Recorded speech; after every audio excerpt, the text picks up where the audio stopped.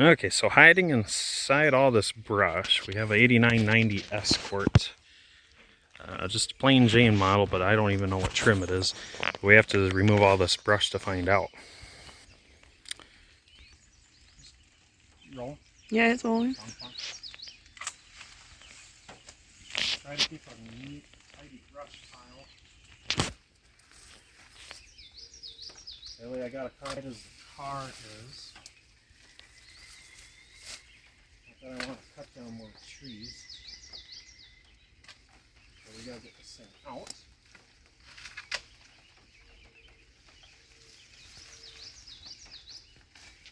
Story goes, car's been sitting here for about 15 years or so.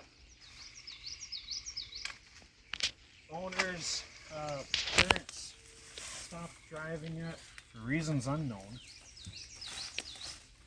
And then some medical issues came up. Made them eventually leave the property, but the car for some reason remained. Because this isn't even in the property, we're right on top of the main access road. So this is right along the border. There's a driveway next to us for the house. And that's where this car would have lived.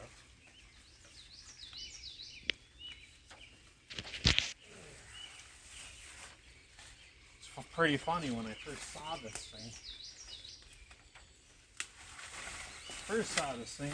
A little over a month ago, maybe 2 months ago, when I was driving around doing a delivery for work. Caught my eye. So I took note of the location. And then figured I'd come back some other time to check it out a little bit closer, maybe try to find the original owners. The lot that it's on has been vacant for some time, like I had said, but that's something I didn't know when I first saw the car. But yeah, I found that out, so I came out here, started checking it out. Just kind of stood about where I am now, staring at the car a little bit, trying to gauge how deep it is in there. And that's when the guy neighbor across the street, he saw me from inside his house. He came out just to see what was going on, because we're in the middle of a Wisconsin forest. Not too much goes on over here as far as humans are concerned. So, he was asking what I was up to. I said, well, I was just checking out this car. I don't mean to snoop around or anything, but I take a liking to these things. I actually restore them.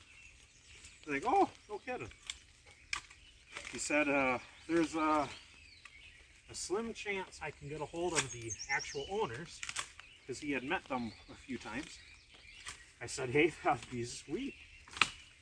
So he says, no promises, but maybe they'll sell you the car. I said, fantastic.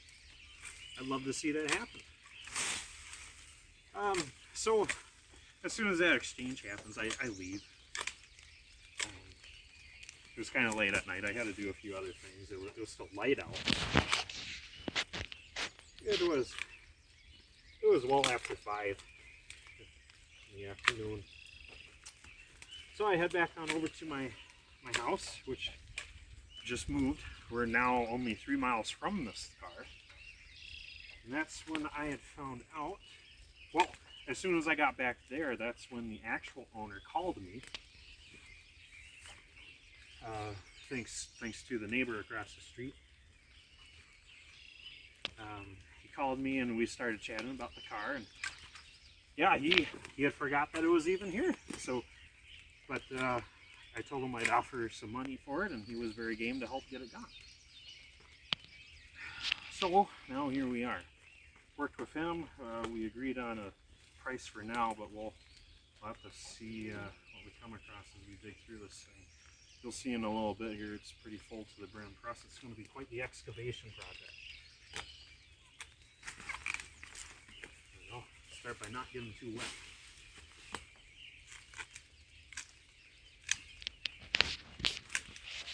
Like I said, this was not this grown in just a few months ago. One problem I can see is that I don't want to leave any of the brush on the property. I want to try to help get it out of here and not making a freaking foxhole. So the little stack I'm making will have to come back through some other time, of course, to remove it all, because it's going to be in our way. Want to come a little closer? Get some closer shots in it.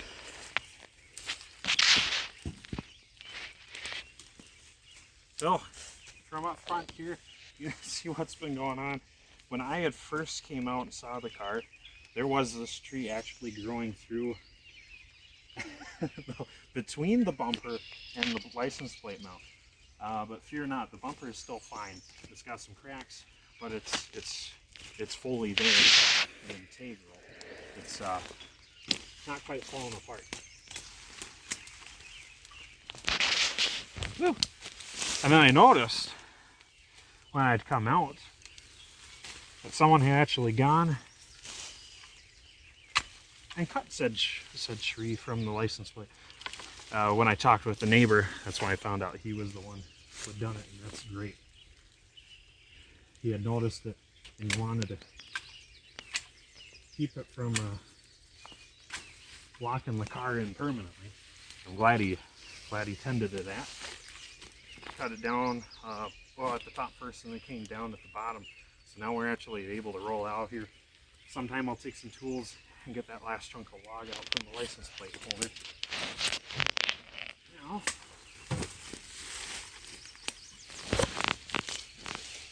getting good and wet. So, and when I was probing around, that's when I found out this guy's buried pretty good.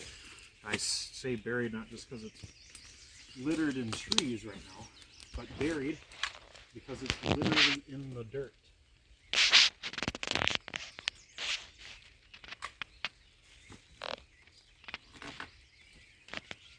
That's some of the extraction we're doing today. I don't expect us to have it all done today, but it would be great if I could probe around a little bit more than I did before.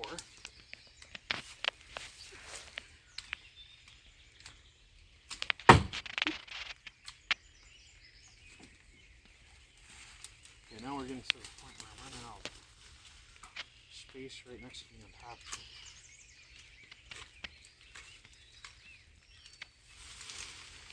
So, I do have a chainsaw with if we have to do anything serious. For the most part, these guys are going to be the regular ones. As we trim all these sticks and brush. More trees leaning against the car. Let's fix that.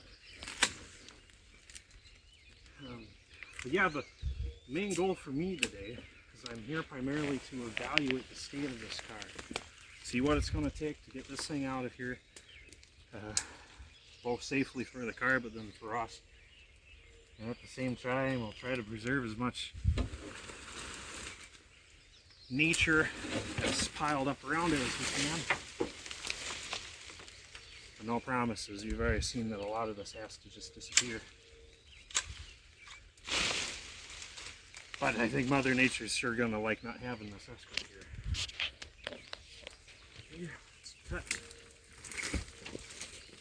So after I get rid of this brush out of here, I'll be able to try opening up the door. You can see from the windows, the car is absolutely full to the brim on the inside of her owner's possessions. And it's a lot. I make no exaggeration. This car is full to the brim of stuff.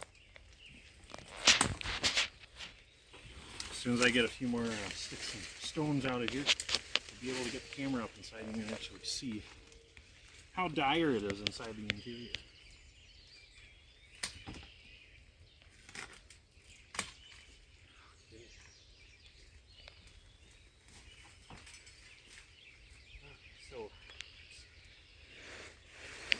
We can get our cameraman closer now. Still a filming? Yeah. Alright, I'll take over just for a minute. Hey, so here's the car in all of its glory, and you can see it's full. It's engorged on the inside. I can barely tell what seats it has.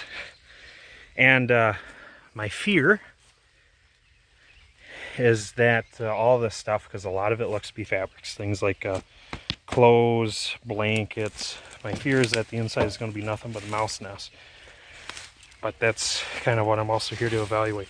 But you can see how far in the dirt it is. It's popped the tires off of for sure 3 of the beads. I haven't even been able to see the back left corner of the car. There we go. One less log to deal with. So one of the things we'll have to do today is jack it up from underneath. We'll show you a few points up front. And we're going to stick a few blocks underneath it so that we can actually evaluate the underside. Let's check out some of this stuff here.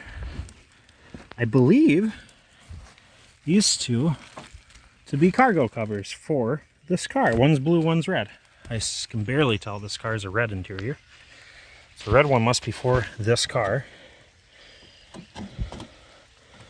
Oh crud. We're gonna be unlucky. No keys.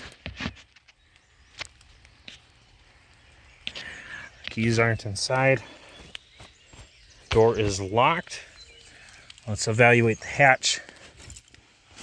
Sometimes these don't get closed all the way. Sometimes the latch pin's out of adjustment and then they just can't latch. Let's check this out here. I'm sure there's no weird bugs or critters underneath here. Yeah, if I had a key, it might give. But it is locked and latched. But I'll try making my way to the passenger side. Maybe we get lucky over there. Oh boy, it gets a little steep over here. I'll have to keep that in mind as we're working here. Luckily this isn't too crazy soft. That worries me. This is part of a car. Possibly this one. It could be a bumper mount. And it appears to be. You can just see how full this crazy thing is. It's ridiculous. That door's locked too. Oh, there's a gap in the window. That's a good thing because that means I can come back and stick a coat hanger in there, try to peel a lock or remove the door windows if they're manual windows. But I really can't even tell that. But the whole reason why I'm filming this is because I've never seen a car that has to be retrieved in such a manner. And I can't. Woo! We're sliding down the hill. I can't tell what window system it has. It's so full of stuff. I can barely tell what seats it has. Okay. Coming around. You see a aftermarket brake pedal pad. Hood is locked up good. Let's look through the windshield. And we can figure out what it's got for windows. So many pine needles. 15 years of pine needles, my man. There we go. Ooh, this hood is toast. Oh, geez. You can see all the rust from underneath. What's amazing is the paint's still in decent shape here. All that's from underneath. You can't see any rust from up top, but the bubbling is there. That means it's been rotting underneath the hood. Right, peering inside here, you can barely see anything.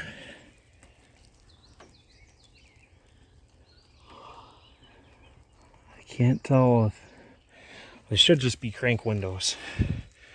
So we'll come back if we're lucky. We can crank the windows down via coat hanger trick. But hopefully, since that window was down, hopefully that doesn't mean that this whole thing is just freaking flooded. Let's do that. But we're going to pause as we work our way underneath the car to kind of evaluate the suspension. So what's going on is this thing's so far in the dirt, and it's been here for 15 years. And it's a Wisconsin car. It's been driven for winters before it parked. If the rear suspension is all rotted out, the front's going to be fine for the most part.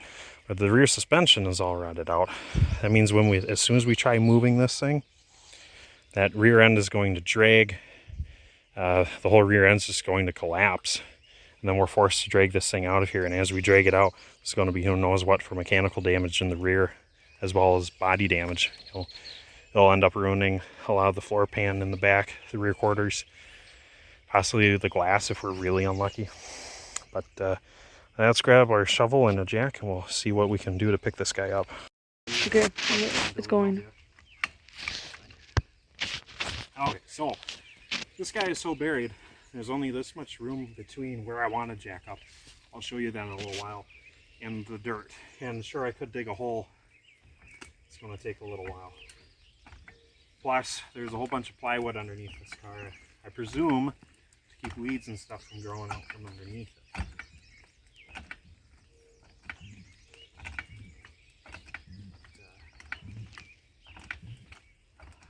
So I'm jacking up on the kind of radiator core support right now. I got it over in the corner where it's kind of the strongest. There's at least the most amount of metal there, so there's going to be the least amount of damage on my part. So I can kind of get to the point where I want to jack up on. We're going to keep going. Boy, this thing's making a lot of creaky noises, and not from up front where I'm jacking. That's the concern. It's not making noises from what I'm touching. It's making noises from where the body's calling it quits. Because right now I just slid a block underneath the roll bar up front. There's a little mount for the roll bar. We stick our block right underneath that. That is one of the safest places to jack on the front of these cars. This is one of the two roll bar mounts up front. Or sway bars, as we like to call them. So I got a block under the one. I'm going to jack this one up higher so I can flip my block around, get that taller. Then we'll reposition my jack. If I'm lucky, I can move my blocks further back. Because the other place where you can jack up one of these, or block them in this case, is where the front control arms bolt onto the body. There's kind of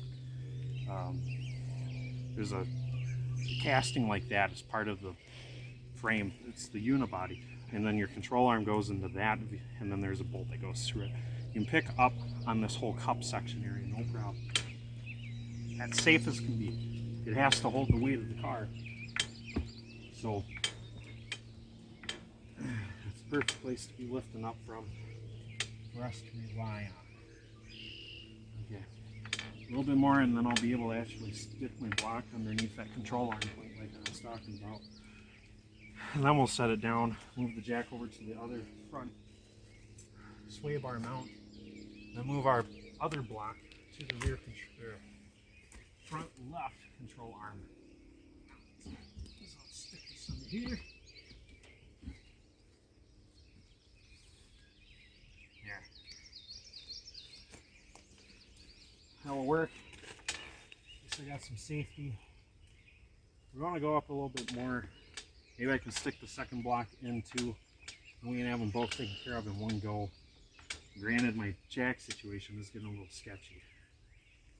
So now's the perfect time to locate the second block. Now I know the car is an automatic, which is unfortunate, but that doesn't really affect it. We had found out that there's no keys for this machine. Normally on most cars that would be a problem. You can't shift out of most automatics without a key. These cars, no such thing. You don't need a car or a key to shift these automatics. you simply have to push down on the lever to get it out of the park. And Bob's your uncle. If you want Bob to be your uncle.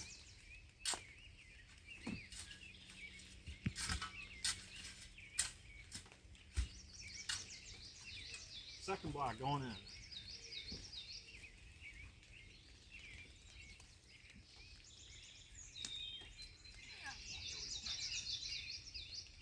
Okay.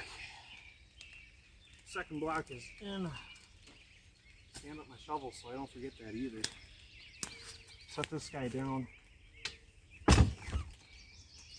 Simply so I can have a safer place to jack the next time. But now that I kind of got it in the air, it's at least not in the dirt up front. The back is still bad. It'll be a different day's struggle.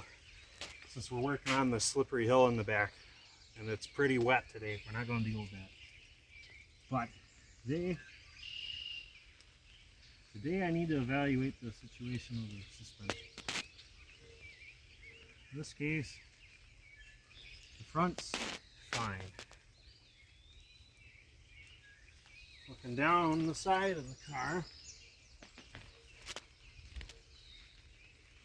it still has a floor.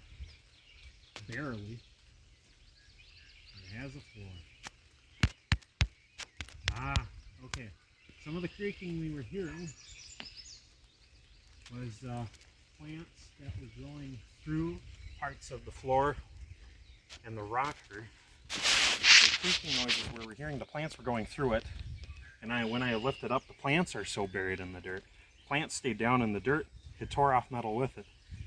You can't see right now, but there's a small stick about the diameter of my finger, and it's got metal wrapped around it. It's all shiny. That was a stick that was growing through this car somewhere. Looks to be either in or near the rockers. I'll have to adjust that, but for now we'll call it quits. I'll have to reboot. I'll have to get around that hanger that I need for the window. Hopefully we'll get lucky with that. All we have to do is just open it up. From there we can open up the other door. We'll be in the clear. And then we'll come back on a drier day to jack up the rear. That way we don't have this whole thing kind of drip into the embankment here. It's not too far down, but it's something I want to fetch a dragged car. Okay. Hello. Well, this was kind of a follow-up to the start of the video for this car. So this will be all post-editing. I've recorded a couple of videos of us first going out to rescue this car, mostly consisting of clearing out brush and shrubbery, trees, things of that nature to get this out. What we didn't film was how to get into it. That was the Herculean frickin' task, followed by moving it. What a friggin' nightmare. God dang, this was a proper turd to get out of here. I can't frickin' believe it. Every single thing refused to work until we did a couple surefire, a last chance, double or nothing rolls, and the crap finally got together. But so this 88.5 Escort, I don't know what trim level it is. I'd have to do a little bit of digging, and it's really hard to tell. So this guy was just 3 miles from our house, a new place we moved into this year. And I saw it about the time we were closing on this house. So I go over there to check it out, take a couple photos, and while I go to investigate closer, neighbor comes out, sees me sees me just poking my head around the car, looking it over. He asked what my intentions are, and I said, well, I restore these, and you probably heard about the story earlier in this video. So I end up settling on a deal with the actual owner And then car became mine. They said, please take it before summer ends. Oh, we're doing it late September because we ended up getting a bunch load of more important cars at better pricing. Anywho, we finally get around to doing this because it consumed a lot of resources to get when it's only 3 miles from home. 3 miles from home. And we had to make like 5-6 trips to get this dang thing. Plus a lot of fuel, because we'll say that detail for the end here. So, how we ended up getting it. So, towards the beginning of the sequence of video collages, our first couple parts, we talk about how we kind of dragged cars like this out of wherever the heck they're hiding. We ended right before we penetrated the vehicle. That stuff was so dang difficult. So what had happened was the owners of the car, when they had stuffed it full of stuff and parked it, they kept the keys. Keys had disappeared, gone forever. Left it in park. I don't even know. I don't even want to know what the status of the handbrake was. We'll get to that possibility realm of task later. Since they don't have the keys, it's an automatic. So again, it was left in park, and without the key, there's no way to get it out of park in these late ones. Anyways, unless they never got around to changing that. I had a 85.5 automatic, and that one, just like all the automatics prior to it, there's no interlock solenoid. You just press the button or push down on the shaft depending on the year, and it goes in and out of whatever gear you want, regardless of what position your key is. I have a few automatics like that over here. Anywho, so without the keys, all the doors are locked, so we're not able to get into it, not through either of the side doors, not through the hatch. And the driver window is rolled all the way up. The passenger one, however, not rolled all the way up. There is a sliver of the gap towards the top. So I thought, well, we can get some wire or a stick or something probe around, move the crank that's in here, the window crank, move that around until that can finally turn. So that was the first thing we did.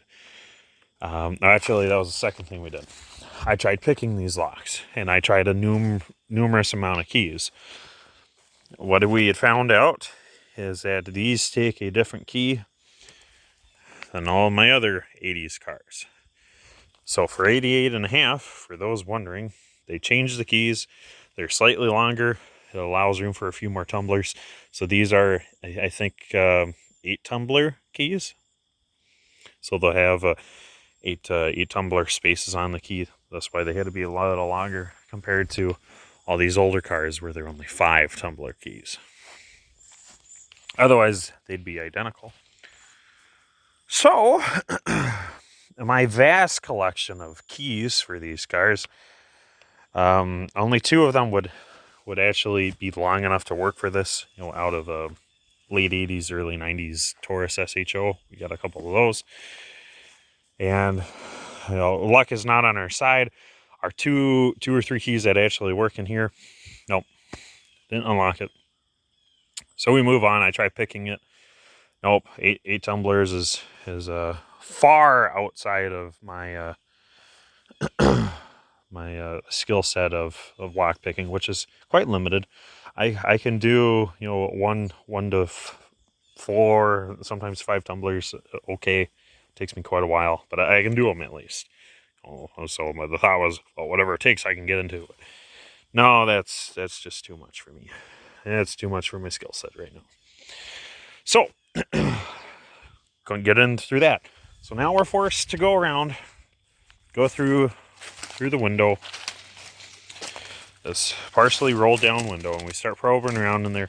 The big problem was it's full of stuff. It's absolutely full of personal possessions, which I was forced to take with this whole lot.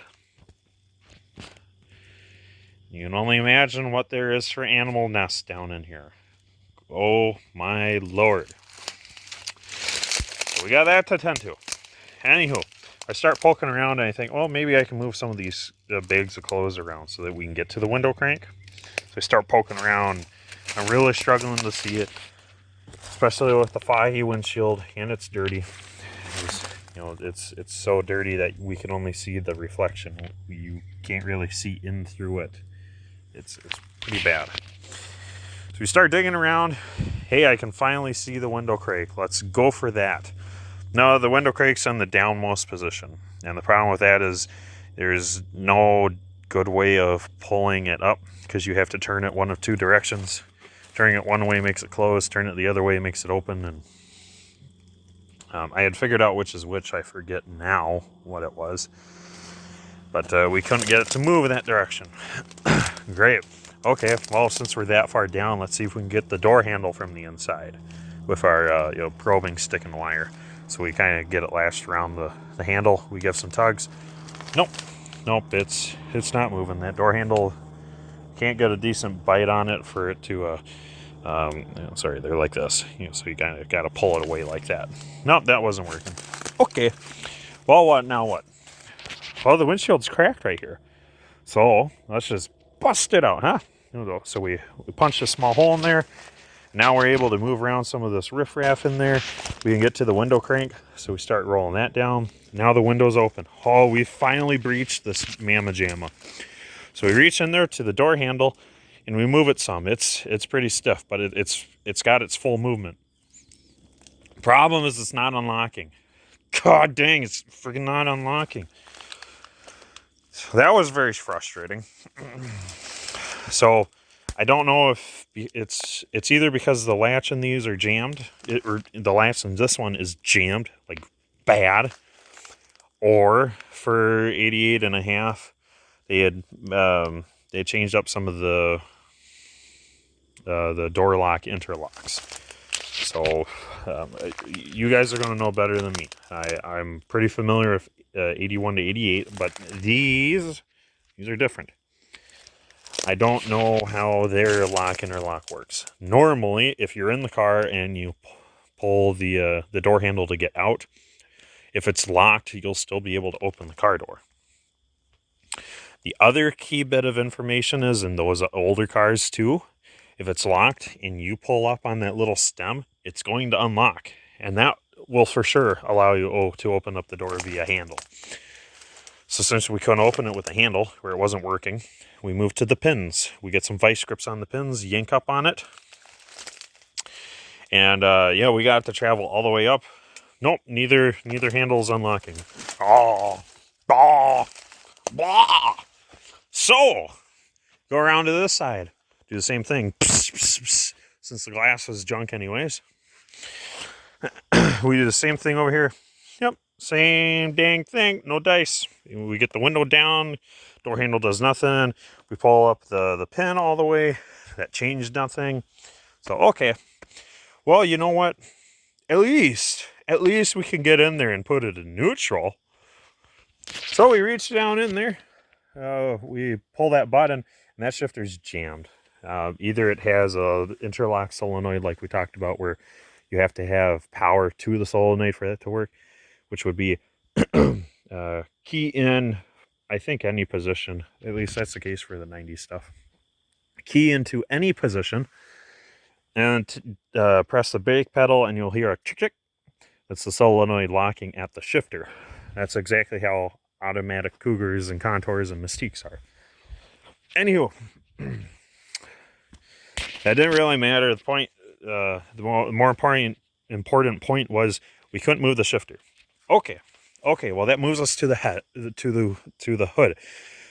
Because in these cars with the automatics, you can undo the shift linkage right at the transmission, and then these move no problem. Like, okay, so let's pop the hood. Reach down far, deep down in that scary abyss. And I finally wrap my hands around the hood pole. T-handle thing. Nope. Seized. Locked up. Done. It's rusted shut. Like, great. just great, great, great. Literally nothing has been working. Nothing. Even when we switched to non-evasive, sky's the limit, no rules, prison rules, can't get in the dang thing. We've penetrated it. We can't unlock it. Can't do nothing. So we move up front. Up front, because the hood is still, latched up. So I'm looking around. This particular Escort, it's got the very open grill system here. I'm looking around and I see the latch mechanism. This guy here. See this bolted in. I'm familiar with that. These newer ones, they have that kind of external latch thing. So I thought, oh, you know what? Right through here, I can see it. Let's, you can see the two bolt holes, kind of. Let's get a socket, a wrench, and extensions up in here. We'll have that undone in a jiffy. Well, yeah, it was working. One bolt sheared clean off. Sure, fine. I don't care. That makes it faster. Undo the left one. That was all right. And then we kind of... it still wasn't releasing perfectly, but we were able to reach our hands kind of up in here, manipulate that it could. But that wasn't everything. This is the main latch. This is the manual release. So once you've popped it, it undoes this cable lock. And the hood goes, oh. And then you still have to go in here and do this. So we were trying to do that, but kind of long story short, we ended up having to pry up on the hood a little bit. That's why it's slightly disshapened right here, misformed. And then we were finally able to click this to the side, because keep in mind, this is like way down in here. Click that to the side, and we finally opened the hood. To my amazement, the hood hinges are in perfect shape. Absolutely perfect. They move up and down without any kind of hesitation whatsoever. We look in here, and it is packed, absolutely packed. Pine needles, leaves, acorns, everything. Every creature that lives in a tree had called this place their home. This was full to the brim. You couldn't see down to the ground because that was all full. That's still full. That is still full. That's still full. This we had half emptied out. We half emptied out over the transmission. I emptied out everything in that little hole. So just so that I could go down there and disconnect the shifter linkage from the tranny. So go all the way down in that deep dark abyss where who knows what's waiting for me. So obviously doing it in some gloves. I finally find the nut that connects the cable end to the there's kind of like a lever on the transmission itself, and it's a cable that it goes on the tip of that lever, moves it back and forth via shifter. Finally undid the cable from this, and it fought so freaking hard. Wrench access down there is terrible, especially with all this natural foliage down in there. Good grief. Finally, it fought so hard, and it sheared clean off. Like, great. Just great. No problem. I'll go down in there. And it was in park, so I just count back, reverse, neutral, and then I double check. Drive, 2, 1, 2, drive, neutral. So we're in neutral. The front wheels are ready to roll. Good grief. And we had to make it roll, or at least try to roll. Because before we decided to even bust into the thing, because the steering was locked, we thought, well, everything we've done up to this point, we could do at home. Except we couldn't get these dang lug nuts off. These are rusted on. They're really good. They've been missing their caps for 15 plus years. They're nowhere near the car. Not in it. Not with it. Who knows? So in a remote location, we couldn't get those off without shearing them off. And if we shear them off, then this thing wasn't going to go anywhere now, was it? So we had to leave these on. Not a single tire holds air. But we finally got the fronts to roll, and luckily the brakes weren't really dragging. We tug it forward 5 feet, and these do start to spin. And the backs didn't spin, but the car is so rotted that the trail links broke clean off from the torque boxes in the rear, so they both go to the back, and it drags like that. Like, okay, great. So that's the way it's going to be. That is the way it's going to be. Every single step has been either a failure or a setback or some sort of denial. Something has been in the way every single step. So we say, well, because the big problem was it was kind of tucked in the foliage, kind of like this here, but of course, you know, trees and stuff on my side of the camera, hugging the car pretty close. But we had cleared out everything in front of it, so the car can come out about 15 feet right before it reaches road, little back road. So it's really only like a lane and a half if you're going to be technical. And then after that, steep drop off from a ditch in the valley. So if we were to roll it out and it touches pavement, it needs to come home tonight. Otherwise, we're obstructing the road. So we leave it. We leave it and come back a month and a half, 2 months later, something like that. It was crazy long while later because we had to make sure that we had our tow machine 100%. We had to make sure that our tractor would be able to get there, had to secure the trailer, had to bring out some car wheel dollies because, again, our backs are only dragging and we can't steer the fronts. So what we do, we take the car, we hook up to our tow rope cable to the front sway bar. That's kind of the best way to tow these things. And we tow it out all the way out to the road. We get our front 2 rolling tires out on the pavement. Then we jack it up. We put our car dollies underneath these front 2 wheels. And then we turn it, since we're so tight on space, we turn it. And then we're finally able to drag it up onto the trailer. And dragging it onto the trailer was a chore. Since these tires aren't holding air, and they're dragging, and the steering is locked, this thing hunts real bad when you're dragging it. And the ground clearance is insanely low. Again, it's flat tires. So it fought going up the ramp, and going up the ramp we had to use a whole bunch of blocks. Not an uncommon system for some of these cars, but when they're this low to the ground, you don't have much hope. I have the same problem with a scooter someday. When it's that close to the ground, you have to do something to get that front end up, and same thing to get the front end back down when you're going up and down trailer ramps, even if they're pretty shallow.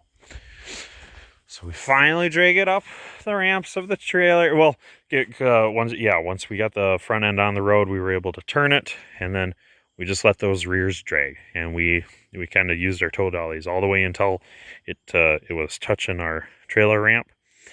At that point, that we blocked up, finally got this thing up and on. It was hunting all over the place.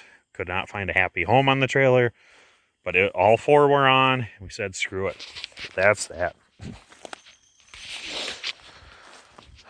But to get it on the trailer, we had to remove the bumper. Don't worry, I have a safe place. And that was a chore. These guys, they only use 1, 2, 3 bolts times 2. And then, hey, the side still has its pin. That pin goes inside the bumper. It's kind of like a T-shaped thing. So the bumper can assemble, onto it. And then the bumper, I think, is supposed to have like a couple screws or something to secure it to the body here. Those had long since disappeared. So we undid the 6 bolts. Again, 3 of which had broke, sheared clean off, or were spinning the nuts on the bumper end. So I had to cut those 3 off. And then the bumper slides right off like butter. Finally, some satisfaction on this dang thing. Finally do that. And then we take our bucket from our tractor and we come up, and if you're going to move these things, again, best to take the bumper off, especially on these. They're quite brittle plastic. So we remove it to prevent any such issues. You take it, you get your bucket right underneath. Use bumper shock absorbers. You can see there's so little metal left on the car that when we picked up on it to, get the weight off of these rear cars, rear wheels, keep them from dragging so dang bad. That one, it broke all the metal inside the body, and this one's barely hanging on. So, we finally get it on the trailer, get it off the trailer, bring it here. And now it is how you see it. The bumpers are quite decent. This is the rear, and it's in awesome shape aside from being very dirty, and one crack that I will repair properly. Front bumper, same story. This one crack had appeared just with us moving it. This was not that bad before. I think it had a small hairline crack, but in us just moving it the 3 miles here, it had dipped down. These couple cracks here, these were kind of always with the car, but once we were getting it up on the trailer, the body was flexing some, and then these became apparent. So at least they're not any worse than they were. But I will be able to go through and plastic weld those too, so that they're properly repaired. You can see someone had scuffed the underside of like a pickup or something to cause those. So now we kind of get to the meat and taters of the video. Finally, good gracious. What are we doing with this car? Well, it's so rotted out, it's a parts car. I mean, we're in Wisconsin. We're in the Coupe region of Wisconsin. This thing's rotted out something fierce. There are a few good things in it yet. Most of the back end was decent. It's got good or decent tail lights. The whole trim piece here, that black one, is great. The whole hatch, from what I can tell, is great.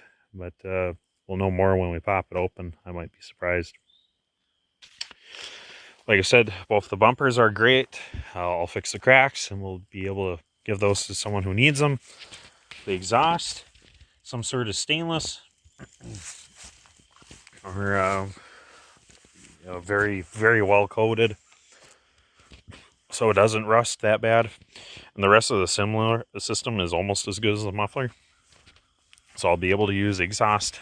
The front suspension all seems a-okay. I'll be able to use all that. Hopefully some of the brakes. Rear suspension, oof, it's bad, man. And it is bad.